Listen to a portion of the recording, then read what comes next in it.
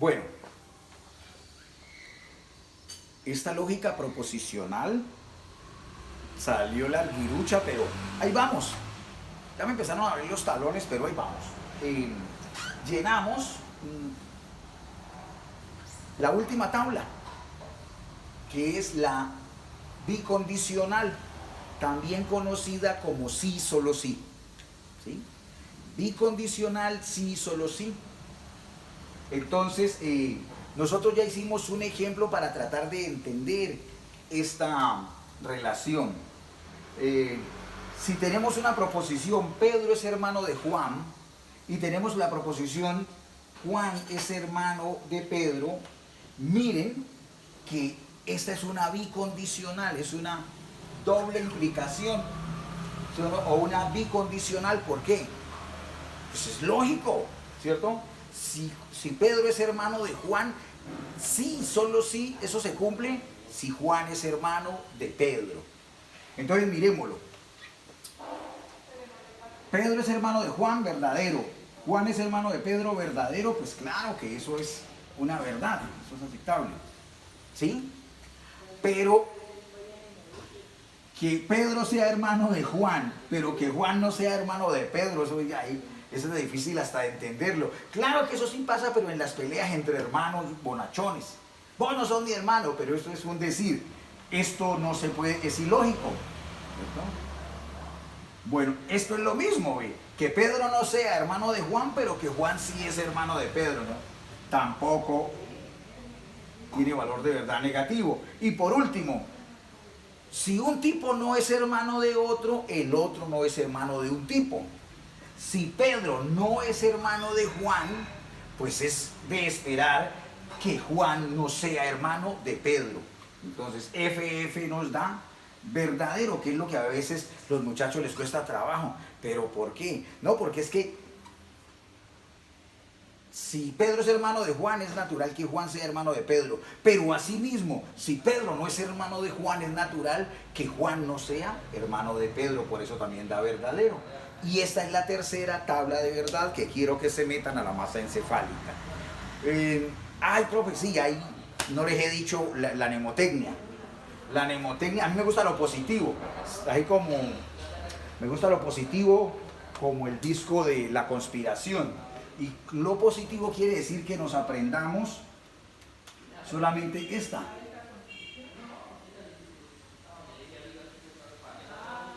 Entonces uno puede decirlo, ¿cómo se aprende la bicondicional? Pues la bicondicional solo es verdadera si tienen el mismo valor de verdad, dicen los pelados. Solo es verdadera si tienen el mismo valor de verdad. Falso, falso, verdadero. Verdadero, verdadero, verdadero. Es como parecido a la regla de los signos. Dice un pelado, es como los signos, ve. Más por más da más, menos por menos da más. Pues yo no sé si le quieren meter eso, ¿no? Esa analogía. Pero con que aprendan, si tienen el mismo valor de verdad a verdadero, es suficiente. Vamos a proseguir con otro poquito de este condicional. Yo les dije que era importante, entonces necesito garantizar que quede muy claro la implicación. Bueno, todavía no le llamemos implicación, llamémosle condicional. Después vamos a ver que la implicación recibe ese nombre cuando es una tautología. Mucha gente no lo sabe. Entonces, esto lo escriben unas veces y otra vez así. Y otra vez asá. No es tan alegre. Condicional, sí, entonces, implicación. Este es en general pues, condicional, o el entonces, pero la implicación es cuando se trata de una tautología. Este se transforma en este. Sí, solo sí, implicación. Bueno, pero volvamos acá. Lo que quería decirles es que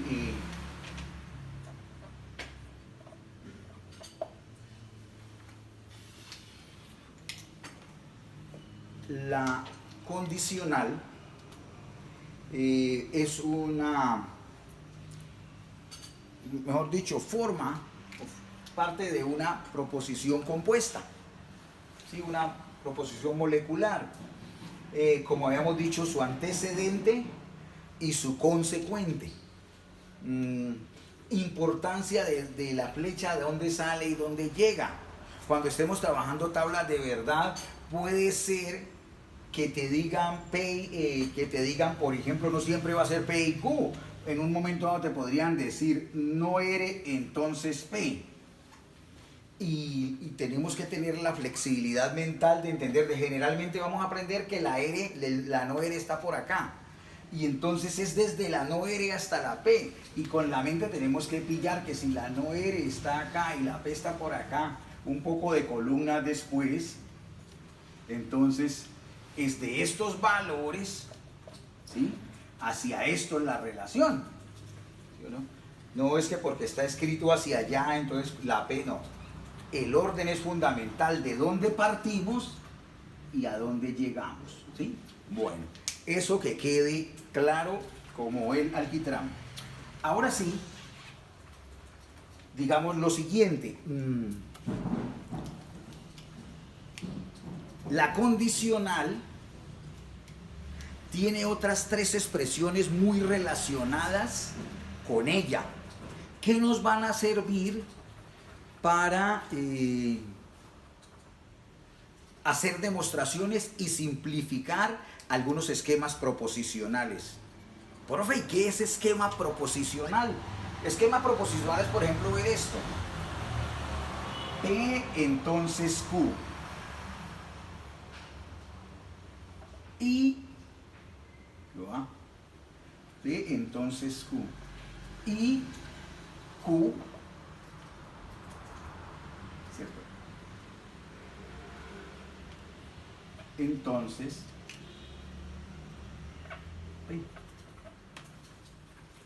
este es un esquema proposicional. Miren lo hermoso que se pone. Este es un esquema proposicional de forma lineal, porque hay otros de forma escalonada, ¿sí? Este señor aquí está de forma lineal. Si lo hiciéramos de forma escalonada, aprovechemos para ir mirando, podría ser así. Este es equivalente a, escribo de forma escalonada, sería la condicional, premisa mayor, P. Después hablamos de silogismos y embellecemos esto con la premisa mayor, la premisa menor, la conclusión, Y aquí la Q. Quitemos a Viejo Pedro. ¿Sí o no? PQ, pongámosle una rayita para que quede bien chusca. Un triangulito de puntos, que quiere decir por tanto P. Entonces mira la forma de escribir de esta forma, de silogismo, en forma de silogismo, yo creo que se podría decir aquí. Entonces la primera proposición, que es una condicional, véala aquí, como tiene el I forma parte de la siguiente proposición o premisa, que es Q, y estos signos de agrupación nos permiten jerarquizar. Ayer hablaba con un colega que decía que tenía mucha milonga. Le dije, no, esa vaina se necesita, quitémosle esto. Si llegas a hacer eso, es muy difícil adivinar que primero se hacía hasta la Q y después se llegaba a P. O sea que esta era la conclusión, porque no está jerarquizado. Entonces, por eso la necesidad de utilizar corchetes y paréntesis. No es gratuito, los matemáticos saben por qué hacen sus cosas, de eso ahí. Entonces eso ayuda mucho a clarificar. Ya cualquier persona entendería, no, haga este paréntesis, después lo relaciona con esta I, ¿cierto? Conjunción, está I, Q. Ya queda resuelto el corchete, y una vez que tenga resuelto el corchete, lo relaciona con el sí, entonces con P, ¿de acuerdo? Entonces esto. Después vamos a ver que esto se llama razonamiento directo o modus ponendo ponens. Ya tenemos esta estructura. Entonces vamos ahora sí a lo que quería decirles, que la condicional se relaciona mucho con tres estructuras similares, que sería hacer unos pequeños cambios. Entonces vamos a partir de la condicional, que para nosotros va a ser, para tener algo en el cráneo, P, entonces Q. Q. ¿Sí? Voy a borrar esto. Esto es muy bacano. Aquí ya nos metimos al modus poniendo ponens. O sea, estamos afirmando. Después la gente le tiene miedo a esos latinazos, ¿no? También se llama razonamiento directo. O modus ponendo ponen. Pero no se preocupen por eso todavía. Vamos primero con esto. 3 estructuras que se relacionan muy de cerca con la condicional. La primera es la recíproca.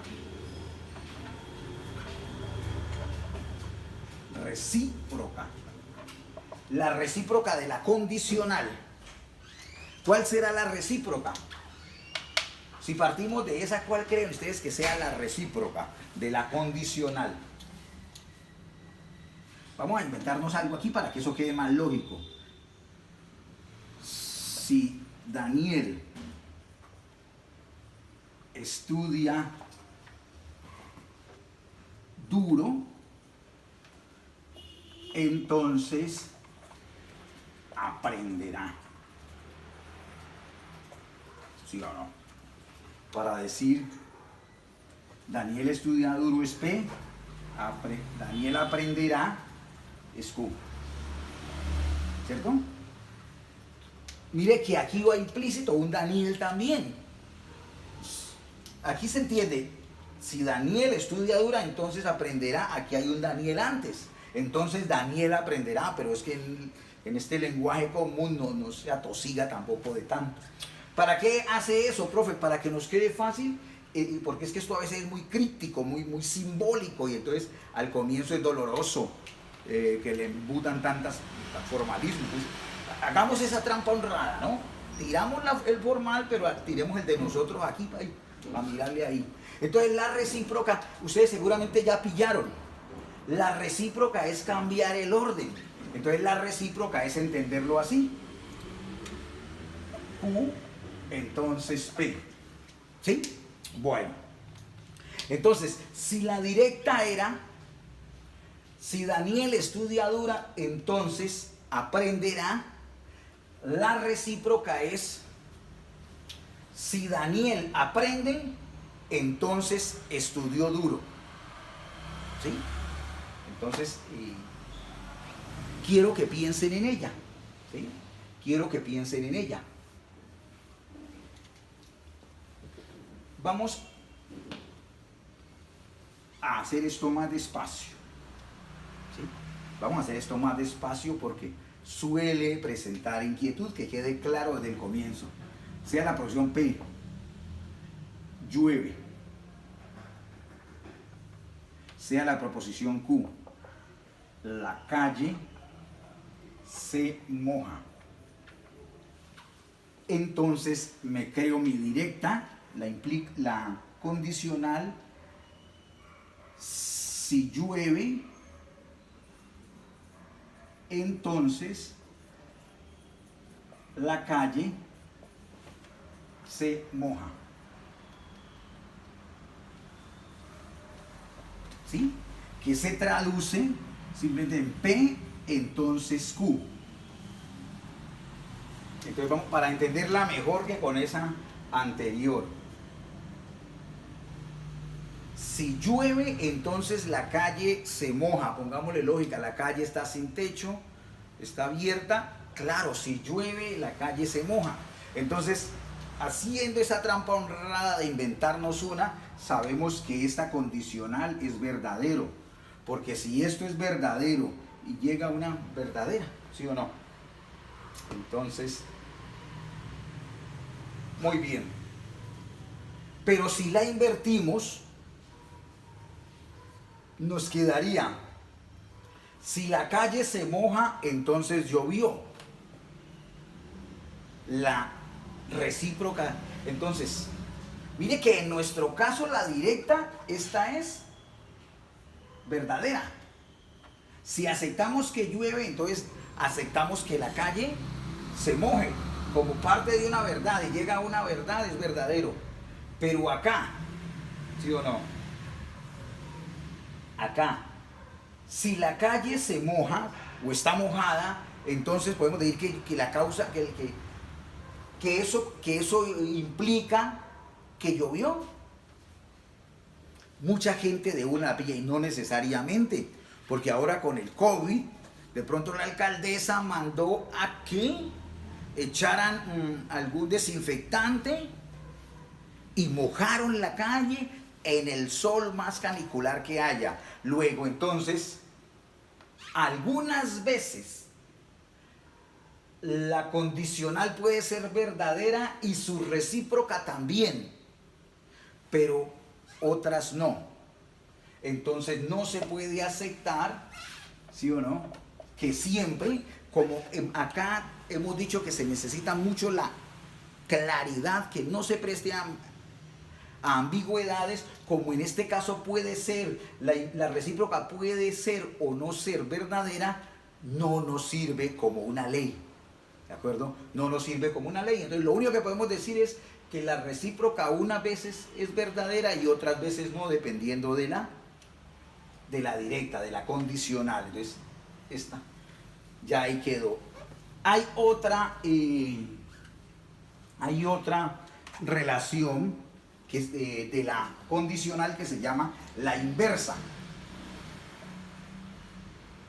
Inversa.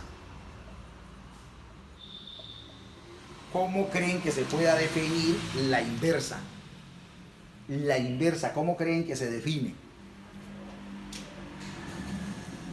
La inversa solamente es negar el antecedente y el consecuente de la condicional, o sea, ¿cómo? No P, entonces no Q. No P, entonces no Q. A esa se le llama la inversa. De una vez miremos si coloquemos la misma condicional, P entonces Q, y asumamos esto, que si llueve la calle se moja. Entonces, para tener que es verdadera. ¿Y qué pasa con esta señora? Con la inversa. Si no llueve, entonces la calle no se moja. Si no llueve, entonces la calle no se moja. ¿Sí? Entonces, ¿usted qué dicen a eso?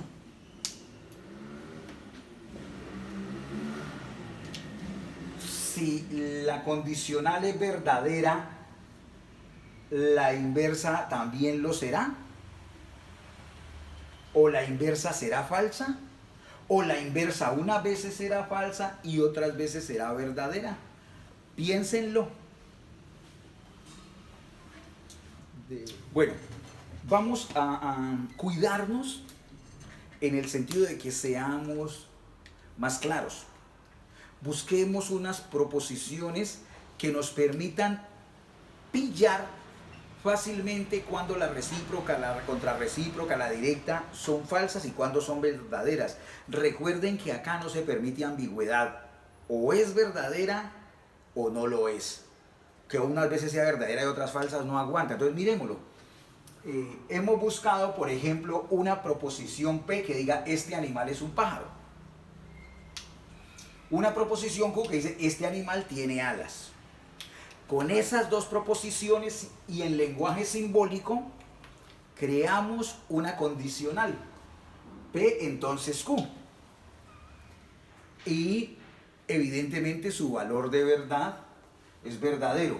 A ver, si este animal es un pájaro, si en verdad es un pájaro, entonces este animal tiene alas, entonces es B.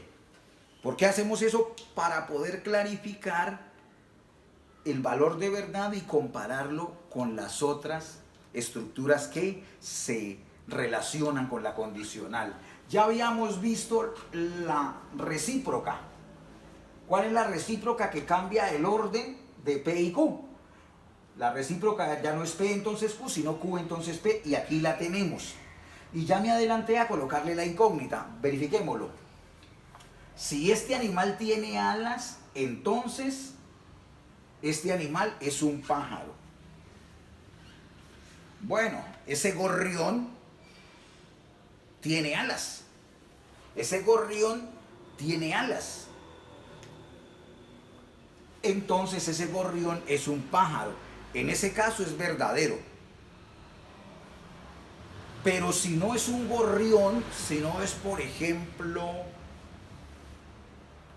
dígase usted que sea,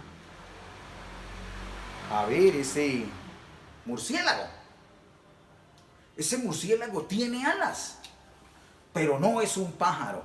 Entonces, la recíproca unas veces es verdadera y otras veces es falsa. Luego, no nos sirve. No podríamos hacer el cambio, decir que son equivalentes las estructuras. No. Ya vimos por qué y aquí sí es muy fácil entenderlo, ¿sí o no? Más claro que con el agua y la calle y todo eso. Vamos con la inversa. ¿La inversa en qué consiste? La inversa consiste simplemente en negar el antecedente y negar simultáneamente el consecuente. Vamos con el pájaro y las alas. Hay que hacer trampita e ir mirando arriba, ¿no? Para poder saber qué es esto. Si este animal no es un pájaro, entonces este animal no tiene alas. Miren ahí la ballena.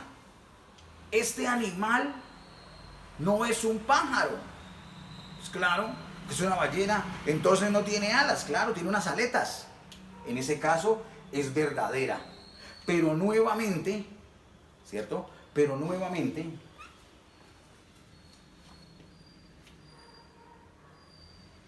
hay un escenario donde esto no se cumple, ¿sí? Hay un escenario donde esto no se cumple. Y el caso nuevamente del murciélago. Si este animal no es un pájaro, entonces no tiene alas. Hombre, el pobre murciélago sí tiene alas sin ser un pájaro. Entonces la inversa a veces es verdadera, a veces es falsa, por tanto no es equivalente, no se puede cambiar por la condicional, no tienen el mismo valor de verdad. Y una que nos estaba faltando se llama la contrarrecíproca. La contrarrecíproca, con ese nombre tan rebuscado, es simplemente la combinación de estas dos. Mira, ve, los pelados se aprenden eso así. La recíproca cambia, alterna, y la inversa niega. Entonces la contrarrecíproca cambia y niega. No entiendo. Cambiar es el antecedente de volverlo consecuente y viceversa, y negar es negar. Entonces, mira, ve. La directa, P, en la condicional, la P o el antecedente queda de consecuente negado. Y el consecuente queda de antecedente negado. Entonces, le pasó las dos cosas. Le hicieron recíproca y le hicieron inversa. ¿Listo? Ahora hagámosle al análisis. Si este animal no tiene alas, entonces este animal no es un pájaro. Miremos la ballena. Si este animal no tiene alas, es una ballena, ¿correcto? ¿Cómo va a tener alas? Entonces este animal no es un pájaro, ¿correcto? Eso es verdadero, no es que es una ballena. Listo. Entonces cuando es verdadero, verdadero, ¿sí o no?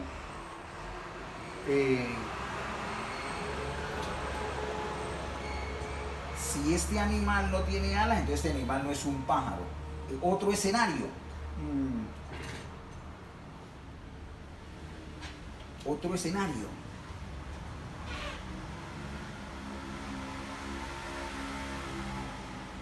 No hay forma, no encuentro una forma de hacer que no dé verdadero, ¿sí o no?